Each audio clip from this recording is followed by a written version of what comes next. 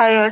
കളങ്കാവൽ എന്ന മൂവിയുടെ വിശേഷങ്ങളുമായിട്ടാണ് ഇന്ന് ഞാൻ വന്നിരിക്കുന്നത്. 8 മാസങ്ങൾക്ക് ശേഷം മമ്മൂക്ക ശക്തമായി തിരിച്ചു വന്നിരിക്കുന്ന ഒരു ചിത്രം കൂടിയാണ് കളങ്കാവൽ. ജിതിൻ കെ ജോസ് ആദ്യമായി സംവിധാനം ചെയ്തിരിക്കുന്ന ചിത്രം കൂടിയാണ് കളങ്കാവൽ.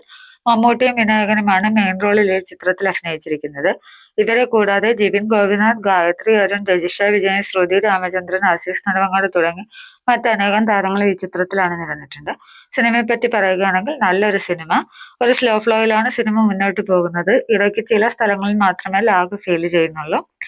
മമ്മൂക്ക ഒരു സൈക്കോ കില്ലറിന്റെ വേഷമാണ് ഇത് ചെയ്തിരിക്കുന്നത്. ചില ഒറിജിനൽ സൈക്കോ കില്ലേഴ്സിന്റെ രീതികളെല്ലാം കൂടി കലർത്തിയ ഒരു ക്യാരക്ടറാണ് മമ്മൂക്കയ്ക്ക് കൊടുത്തിരിക്കുന്നത്. മമ്മൂക്ക അത് അടിപൊളിയായി പെർഫോം ചെയ്തിട്ടുണ്ട്.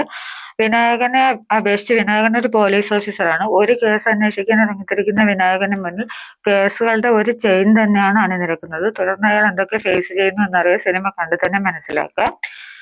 എന്തായാലും മൊത്തത്തിൽ നല്ലൊരു അടിപൊളി പടം. എല്ലാവരും നന്നായി പെർഫോം ചെയ്തിട്ടുണ്ട്. നല്ലൊരു തിയേറ്റർ എക്സ്പീരിയൻസ് തരുന്ന ചിത്രം തന്നെയാണ്.